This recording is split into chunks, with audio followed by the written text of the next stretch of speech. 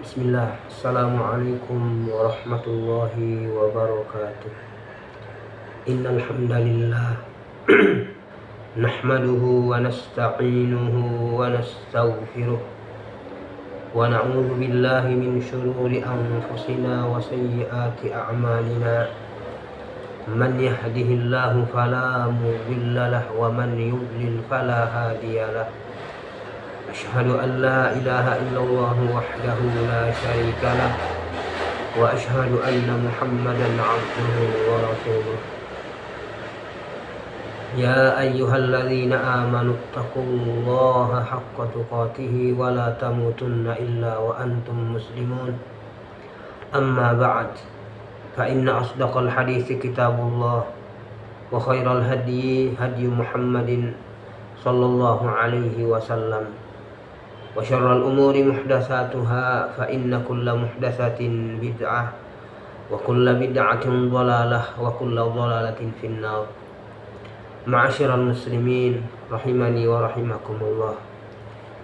Kita lanjutkan kajian kita di dalam membaca dan mengkaji risalah Al-Fiqhul Muyassar lil Mar'atil Muslimah, karya dari Syekh Dr. Mahmud Al-Misri hafizahullah ta'ala.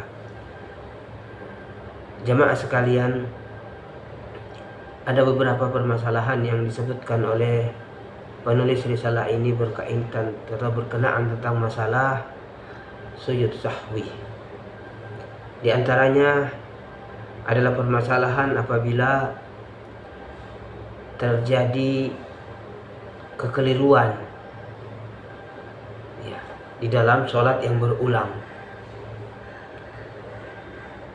lupa yang tidak hanya sekali terjadi tetapi berulang. Pertanyaan kemudian, apakah sujud sahwinya juga berulang atau cuma satu kali? Maka kata beliau mengatakan, Zahaba jumhurul ulama ila annahu idza takarrara as-sahwu fi shalah fa innahu la yatakarraru lidzalika sujudus sahwi. Mayoritas ulama berpendapat bahwasanya apabila ketika terjadi kekeliruan dalam sholat yang berulang, maka sujud sahwinya tidak berulang. Sehingga orang yang mengalami hal yang demikian tidak diwajibkan untuk mengulang sujud sahwi. Dia hanya wajib untuk melakukan 2 kali sujud. Nah, ada hadis yang disebutkan oleh sebagian para ulama, yakni hadisnya Sauban secara marfu, di mana sini disebutkan likulli sahwin sajdatani ba'dama yusallim. Setiap kekeliruan ada 2 sujud setelah dia salam. Tetapi kata para ulama, hadis ini lemah dan tidak bisa dijadikan sebagai dalil. Jadi kesimpulannya bahwa ketika terjadi kekeliruan yang berulang dalam satu waktu sholat, maka sujud sahwinya cuma sekali, cukup 2 kali sujud, tidak perlu diulang. Nah, kemudian beliau mengatakan hal yasjudu lis-sahwi fi sholati tatawwu kama yasjudu lis-sahwi fil fardhu. Apakah ada sujud sahwi pada sholat sunnah sebagaimana pada sholat yang wajib? Maka kata beliau, zahaba jumhurul ulama ila annal musalliya yasjudu lis-sahwi fi sholati tatawwu. Jadi mayoritas ulama, kata beliau, berpendapat bahwa orang yang keliru di dalam sholatnya, maka walau sholat sunnahnya, maka dia juga sujud sahwi sebagaimana ketika dia keliru ketika sholat wajib. Kata beliau, karena tidak ada dalil yang membedakannya. Bahkan diriwayatkan dari Abu Aliyah, beliau mengatakan, Ra'aitu ibn Abbasin yasjudu ba'da witrihi sajdatain. Aku melihat Ibnu Abbas radhiyallahu anhu itu sujud setelah sholat witir dua kali sujud. Dan dari Abdullah ibnu Abbas, beliau mengatakan, idza auhamta fit tatawwu fasjud sajdatain. Kalau kamu lalai, ya, lupa, ya, dalam sholat sunnah, maka sujudlah 2 kali. Sujudlah dua kali. Asar ini diriwayatkan oleh Al-Imam Al-Bazzar dalam musnadnya. Nah, jadi pendapat mayoritas ulama dalam masalah ini mengatakan bahwa di dalam sholat sunnah juga ketika terjadi kekeliruan, ya, disyariatkan ada sujud sahwi berdasarkan asar dari Abdullah ibnu Abbas yang beliau mengatakan, idza auhamta fit tatawwu fasjud sajdatain. Apabila kamu waham, ini lalai, lupa di dalam sholat, maka sholat sunnah, maka sujudlah 2 rakaat. Nah, kemudian mengatakan, idza sahal imamu wa sajada lis-sahwi fa hal yajibu 'alal ma'mum ittiba'uhu. Apabila imam lalai atau lupa kemudian dia sujud sahwi, apakah wajib makmum mengikutinya? Kita sudah singgung pada pertemuan sebelumnya bahwasanya wajib bagi makmum untuk mengikuti imam. Hanya saja, ya, ulama memperinci kalau sujudnya, ya, dilakukan sebelum salam. Tapi kalau sujudnya dilakukan setelah salam, maka tentu tidak diikuti, karena tidak mungkin, ya, bagi yang masbuk, bagi yang masbuk, yang memiliki ketertinggalan rakaat. Adapun yang dari awal ikut bersama imam, maka dia wajib mengikutinya. Yang diperinci oleh para ulama adalah makmum yang masbuk, yang itu dia ketertinggalan. Maka kata mereka, kalau sujud sahwinya imam itu sebelum salam, maka dia sujud. Tapi kalau dilaksanakan setelah salam, maka tidak sujud. Oleh karena itulah, mengenai tentang kewajiban makmum mengikuti imam, ya, di dalam sujud sahwi bagi yang memang dia dari awal sholat bersama imam, telah dinukilkan oleh Imam Ibnul Munzir rahimahullahu ta'ala kesepakatan ulama dalam masalah ini. Kata beliau di dalam Mu'jamul Awsat, ajma'a kullu man nahfazu anhu min ahli ilmi ala anna 'alal ma'mumi idza sahal imamu fi salatihi wa sajada an yasjuda ma'ahu. Wa hujjatuhum fihi qaulun nabi sallallahu alaihi wasallam, innama ju'ilal imamu liyutamma bih li'annal ma'muma tabi'un lil imam wa hukmuhu idza saha wa kadzalika idza lam yashu. Kata beliau bahwasanya sepakat semua orang yang kami hafalkan darinya, yang kami ketahui darinya dari kalangan ulama, bahwasanya wajib bagi makmum apabila imamnya lalai atau lupa di dalam sholatnya dan dia sujud, maka dia juga sujud bersama imamnya. Dan dalil mereka dalam masalah ini adalah sabda Rasulullah sallallahu alaihi wasallam, innama ju'ilal imamu liyutamma bih. Sesungguhnya imam dijadikan untuk diikuti. Oleh karena itu, makmum adalah pengikut bagi imam, dan hukum makmum hukumnya imam apabila, ya, dia lupa. Ini hukum imam, hukumnya makmum apabila dia lupa, begitu juga ketika dia tidak lupa atau tidak lalai. Jadi kewajiban bagi makmum ya untuk mengikuti imam.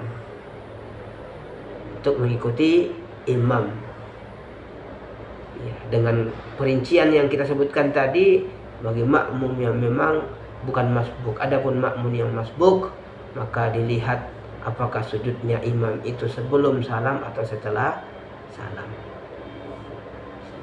Nah, apabila imamnya lalai di dalam sholat tetapi dia tidak sujud, apakah makmum tetap sujud? Kata beliau, idza sahal imamu wa lam yasjud lis-sahwi fahal yasjudul ma'mum. Apabila imam lalai, lupa, dan dia tidak sujud sahwi, nah, apakah makmum tetap sujud? Silang pendapat di kalangan para ulama dalam masalah ini. Ada yang mengatakan bahwa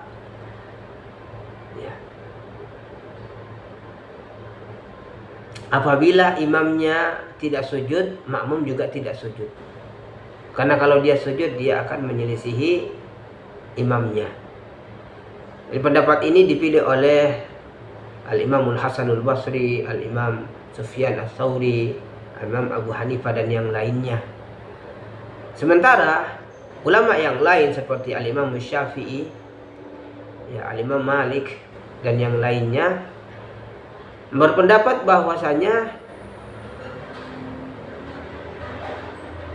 apabila terjadi demikian, imamnya tidak sujud padahal dia keliru di dalam sholat, dia lalai di dalam sholat, makmum tetap sujud. Kenapa? Kata mereka bahwa ini perkara sujud ini sesuatu yang wajib, maka kewajiban ini tidak hilang dari mereka. Nah, dengan tidak dikerjakannya oleh imam. Kenapa? Karena setiap orang menunaikan yang wajib baginya. Jadi kewajiban sujud tetap berlaku bagi makmum. Nah, ini pendapat yang kedua yang dipilih oleh Al-Imam Syafi'i dan yang lainnya.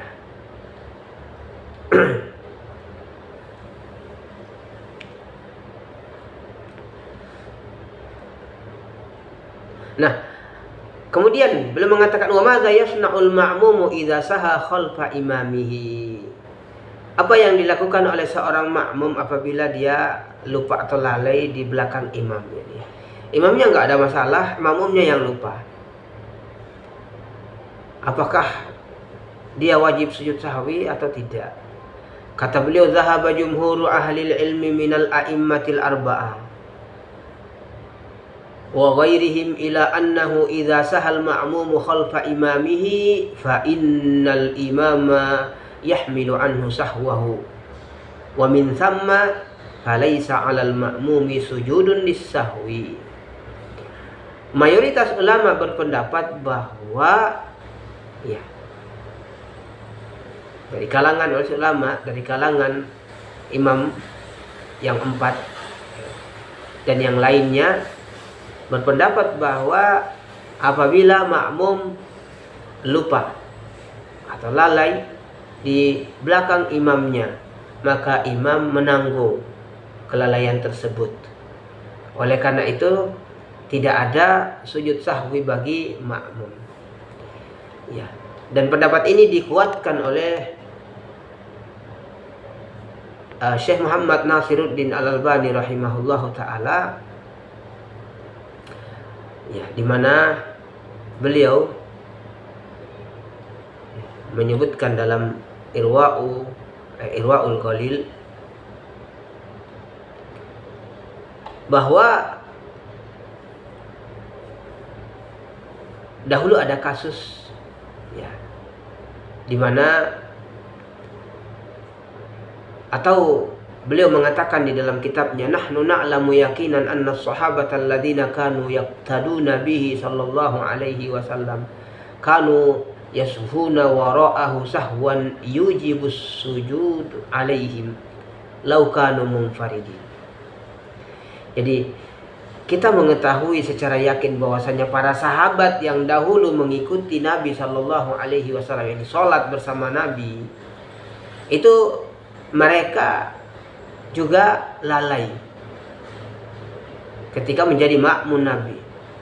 Kelalaian yang kalau seandainya itu dilakukan terjadi pada sholat sendiri, maka wajib sujud sahwi. Kata beliau, hadzal amru la yumkinu li ahadin inkaru.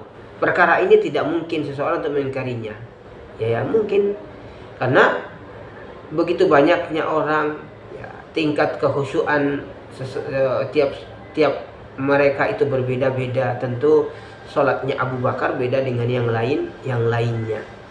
Dari sekian banyak yang menjadi makmum Nabi, tentu di antara mereka ada yang lalai, lupa, tidak tahu. Kalau seandainya dia sholat sendiri, maka dia sudah wajib sujud sahwi. Akan tetapi kata beliau, fa idza kana kadzalika falam yunqal anna ahadan minhum sajada ba'da salamihi sallallahu alaihi wasallam. Maka jika memang demikian, maka tidak ada nukilan dari bahwasanya salah seorang dari mereka, yakni dari sahabat Nabi Shallallahu Alaihi Wasallam, itu sujud setelah Nabi salam. Yani kelalaian yang terjadi pada diri para sahabat ketika menjadi makmum Nabi Shallallahu Alaihi Wasallam, tentu hal yang sangat mungkin terjadi. Yang kalau itu terjadi ketika mereka sholat sendiri, pasti wajib sujud sahwi. Tetapi tidak kita dapatkan ada penukilan yang menukilkan bahwa ada salah seorang dari mereka tatkala Nabi Shallallahu Alaihi Wasallam sudah menyelesaikan sholatnya, sudah assalamualaikum warahmatullah, assalamualaikum, ada di antara mereka yang sujud sahwi. Kalau seandainya itu disyariatkan, tentu mereka pasti melakukannya. Dan kalau seandainya mereka melakukannya, tentu pasti akan ada penukilan dari kejadian tersebut. Maka kata beliau, fa idza lam yunqal, kalau ternyata tidak ada nukilan, dalla ala annahu lam yusra, maka ini menunjukkan bahwasanya itu tidak disyariatkan. Wa hadza zahirun insyaallah, dan ini yang nampak, ya, insyaallah. Naam. Dan kemudian beliau mengatakan, waqad yu'ayyidu dzalika ma madha min hadithi Muawiyah bin al-Hakam as-Sulami annahu takallama fi sholati khalfahu sallallahu alaihi wasallam jahilan bi tahrimihi thumma lam ya'murhu an-nabiyyu sallallahu alaihi wasallam bi sujudis sahwi. Dan kata beliau, dan bisa jadi ini atau hal itu dikuatkan oleh apa yang telah berlalu dari hadisnya ini, kasusnya Muawiyah ibnul Hakam as-Sulami, bahwasanya beliau sallallahu alaihi wasallam, beliau yakni Muawiyah ibnul Hakam as-Sulami radhiyallahu anhu, ya karena jahilnya belum tahu tentang hukum, ya berbicara di dalam sholat itu, beliau bicara di dalam sholat, tetapi meskipun demikian Nabi Shallallahu Alaihi Wasallam tidak menyuruhnya untuk sujud sahwi. Ini menunjukkan bahwa ya makmum yang lalai atau lupa itu tidak diwajibkan untuk sujud sahwi, ya ketika imamnya tidak sujud sahwi atau karena imamnya tidak terjadi apa-apa padanya. Kelalaian hanya ada pada makmum dan tidak mewajibkan dia untuk sujud sahwi. Jamaah sekalian,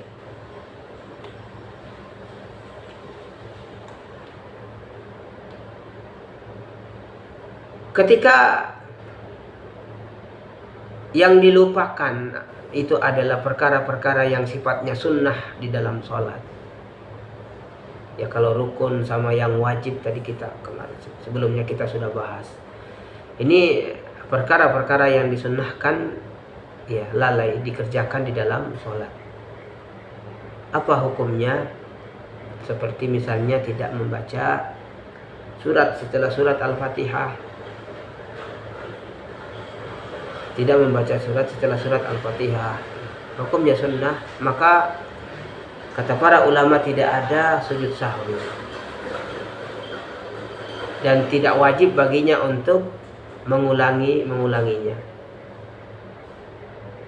Ya, bahkan ya, kalau dia sudah pindah ke rukun berikutnya kemudian dia mengulanginya, maka sebagian ulama mengatakan salatnya batal. Ya. Orang misalnya lupa membaca surat setelah surat Al-Fatihah. Setelah itu dia langsung takbir untuk ruku. Allahu Akbar. Di ruku dia ingat, saya belum baca surat. Saya baru baca surat Al-Fatihah. Kemudian dia bangkit untuk baca surat. Maka kata Al-Imam An-Nawawi rahimahullahu ta'ala, batalat salatuhu in kana aidan aliman bitahrimi fa in kana nasiyan au jahilan lam tabtul. Kalau dia kembali, ini salatnya batal apabila dia kembali dalam keadaan dia tahu tentang keharamannya. Apabila dia lupa atau dia tidak tahu, maka salatnya tidak batal. Ala kulli hal, bahwa orang yang lupa mengerjakan perkara-perkara yang hukumnya sunnah di dalam sholat itu tidak disyariatkan untuk sujud sahwi, dan juga tidak disyariatkan untuk melakukannya kembali.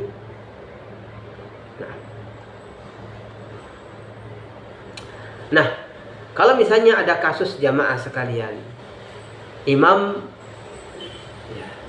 belum salam, tapi makmumnya sudah salam, dan ini mungkin terjadi orang-orang yang misalnya terlalu ngantuk, malah begadang, mungkin karena kerja atau yang lainnya. Sholat sambil ngantuk. Dikirain imamnya sudah salam, dia salah karena saking ngantuknya. Apa konsekuensi hal yang seperti ini? Maka kata para ulama menjelaskan bahwa ketika terjadi hal yang seperti ini, makmum salam padahal imamnya belum salam, ya,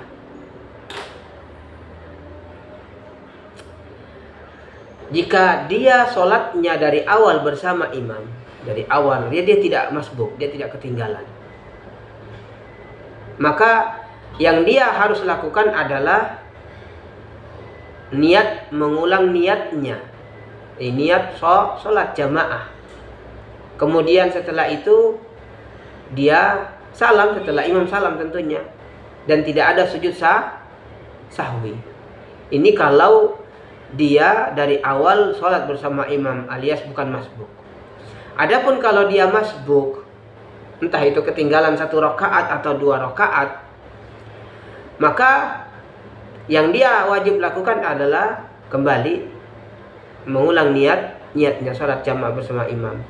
Apabila imamnya sudah salam, dia nggak salam. Apabila imamnya dia sudah salam dan dia tidak mengikuti salamnya imam, dia berdiri kemudian dia menunaikan, karena iya, jadi kekurangannya tadi, misalnya ketinggalan 1 rakaat. Imamnya sudah salam, dia bangkit dan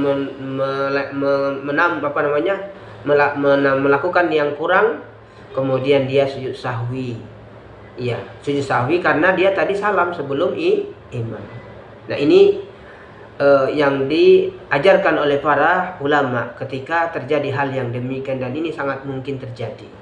Itu tadi, orang sholat dalam keadaan ngantuk, dia salam padahal imamnya belum salam, maka dilihat dia ketika dia sholatnya dari awal dia bukan masbuk, maka ya dia wajib untuk mengulang niat sholatnya di dalam hati. Kemudian setelah imam salam dia juga salam dan tidak wajib sujud sahwi. Adapun yang masbuk, masbuk, maka ketika terjadi hal demikian, setelah imam menyelesaikan sholatnya, dia bangkit untuk mengerjakan yang kurang. Setelah itu baru dia sujud sahwi. Nah, begitu jawaban para ulama ketika ditanya terkait tentang masalah kasus yang seperti ini. Nah, berkenaan tentang sujud sahwi yang dilakukan setelah salam, kita sudah katakan kemarin bahwa ada sujud sahwi yang dilakukan sebelum salam, ada yang setelah salam. Yang dilakukan setelah salam, apakah juga ada salam lagi ketika setelah sujud sahwi? Iya, ya kan salat sempurna salam, habis itu sujud sahwi. Nah, apakah setelah sujud sahwi ini ada salam lagi? Kata para ulama bahwasanya iya, ada salam lagi. Ada salam lagi, cuma tidak ada tasyahud lagi. Semua tidak ada tasyahud lagi. Ya, meskipun di situ ada khilaf di kalangan para ulama, ada yang mengatakan ada tasyahud lagi, tetapi yang rajih, yang kuat diriwayatkan oleh penulis risalah ini adalah mengatakan bahwasanya tidak ada tasyahud, tetapi yang wajib adalah salam. Jadi setelah sujud sahwi salamlah lagi.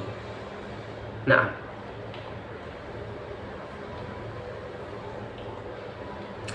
kemudian jamaah sekalian, pembahasan berikutnya adalah tentang masalah sujud tilawah. Ini juga bagian dari sujud yang disunnahkan. Bagi siapa? Bagi orang yang membaca atau mendengarkan ayat-ayat sajadah. Ya, di dalam sholat atau di luar sholat. Maka disunahkan untuk melakukan sujud tilawah. Nah, dan dalam masalah sujud tilawah ini, ketika terjadi di luar sholat, maka tentu para ulama mengatakan bahwa tidak dipersyaratkan harus suci. Ya, tidak dipersyaratkan harus suci. Dan begitu juga tidak dipersyaratkan harus menghadap kiblah karena bukan sholat. Ya, kalau orang di dalam sholat ya tentu memang sudah menghadap kiblat. Ini yang kita maksudkan adalah orang yang baca atau mendengarkan ayat-ayat sajadah di luar sholat. Maka ya, tidak dipersyaratkan harus menghadap kiblat. Ya, ini artinya bahwa kalau dia menghadap selain kiblat maka sah sujudnya. Nah, bacaan yang dibaca disebutkan oleh Syekh Mahmud Al-Misri dalam risalahnya ini, ada beberapa bacaan. Ada Allahumma laka sajadtu wa bika amantu wa laka aslamtu anta rabbi sajada wajhi lillahi syaqqa sam'ahu wa basarahu wa tabarakallahu ahsanul khaliqin. Nah, ada lagi sajada wajhi lillazi khalaqahu wa syaqqa sam'ahu wa basarahu bihaulihi wa quwwatih. Nah, dan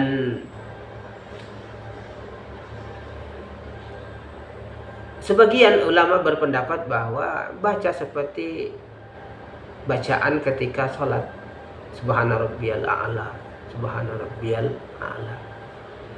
Jadi zikir yang kita bacakan tadi itu ya, disebutkan oleh para ulama, kalau Allahumma laka sajadtu wa bika amantu wa laka aslamtu anta rabbi sajada wajhi lillazi syaqqa sam'ahu wa basarahu tabarakallahu ahsanul khaliqin. Ini hadis diriwayatkan oleh Imam Muslim. Adapun sajada wajhi lillazi khalaqahu wa syaqqa sam'ahu wa basarahu bihaulihi wa quwwati, ini hadis diriwayatkan oleh Al-Imam Abu Dawud. Jadi ini beberapa zikir yang dibaca ketika kita melakukan sujud tilawah. Nah, dan sekali lagi bahwasanya hukumnya Hukumnya sunnah menurut sebagian para ulama, tetapi sebagian mengatakan ya hukumnya wajib. Jadi kalau kita melihat pendapat yang dikuatkan oleh penulis risalah ini, ada pendapat yang mengatakan hukumnya sunnah. Hukumnya sunnah.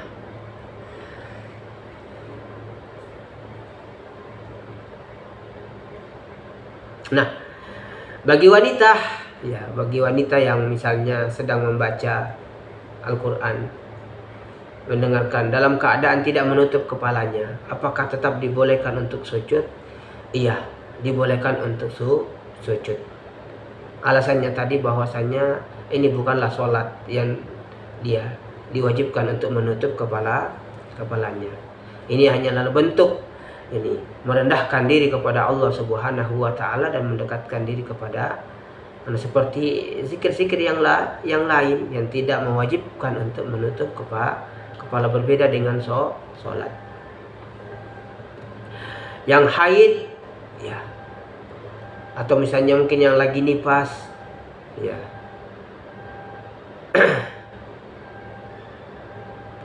apakah juga mereka boleh untuk melakukan sujud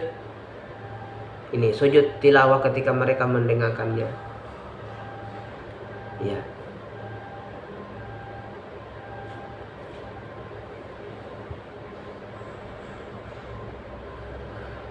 Maka ada khilaf di kalangan para ulama di dalam masalah ini. Ada yang mengatakan tidak boleh, ada yang mengatakan boleh.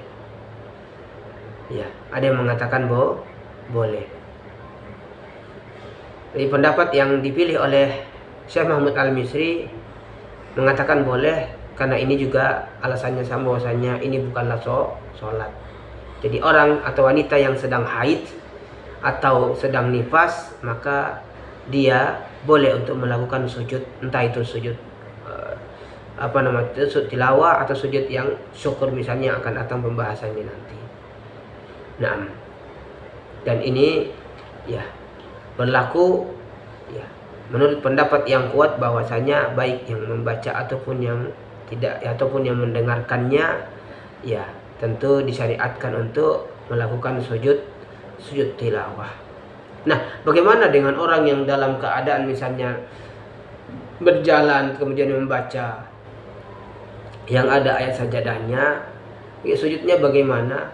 Atau dia di atas kendaraan, dia di atas hewan tunggangannya, maka dengan isyarat, dengan menundukkan ya kepalanya sedikit, maka ini boleh.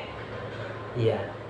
Dari Ibnu Umar radhiyallahu anhu, beliau ditanya tentang sujudnya orang yang di atas hewan tunggangan, beliau mengatakan usjud wa aumi, yani sujud dan syarat. Nah, begitu yang dilakukan oleh Abdullah ibnu Umar. Kemudian berikutnya adalah sujud syukur. Sujud syukur. Ini Allah Subhanahu wa taala senang ketika hamba-hambanya mensyukuri kenikmatan yang telah diberikan. Ya. Nikmat yang begitu banyak yang tidak bisa dihitung, ya, tidak bisa dibatasi jumlahnya. Maka Allah Subhanahu wa taala sangat senang ketika hamba-hambanya sujud dalam keadaan dia syukur. Makanya Abu Bakar radhiyallahu anhu mengatakan, anna Nabiya sallallahu alaihi wasallam kana idza atahu amrun yasurruhu au busyira bihi kharra sajidan syukran lillahi ta'ala. Bahwasanya Nabi sallallahu alaihi wasallam kalau dia kedatangan satu perkara yang menggembirakan atau diberi kabar gembira, maka beliau sujud, bersimpuh sujud sebagai bentuk syukur atas kepada Allah Subhanahu wa taala. Naam. Dan di dalam Sahih Bukhari disebutkan bahwasanya Ka'ab bin Malik itu beliau sujud ketika datang kepada beliau kabar gembira tentang penerimaan taubatnya. Ya, bahwasanya Allah Subhanahu wa taala menerima taubatnya. Ka'ab bin Malik ini salah seorang sahabat yang dulu ketinggalan, nggak ikut di dalam peperangan.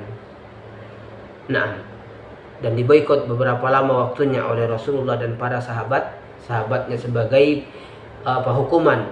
Kemudian Allah menurunkan ayat berkenaan tentang penerimaan taubat beliau. Maka mendengar kabar ini, Ka'ab bin Malik sujud syukur, ya, sujud sebagai bentuk syukurnya kepada Allah Subhanahu wa taala. Dan sama juga bahwasanya sujud syukur ini juga tidak dipersyaratkan harus suci, ya, dan juga tidak dipersyaratkan harus menghadap kiblat, karena bukanlah sholat. Nah, dan berapa kali? Satu kali. Sujudnya satu kali. Nah, jemaah sekalian, mungkin ini yang mungkin bisa kita sampaikan pada pertemuan kita kali ini, dan insya Allah pada pertemuan berikutnya kita akan memasuki pembahasan baru tentang masalah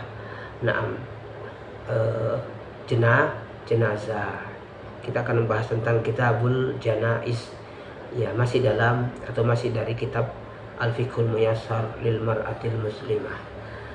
Mudah-mudahan apa yang kita sampaikan pada kesempatan kali ini bisa dipahami dan bermanfaat bagi kita semua.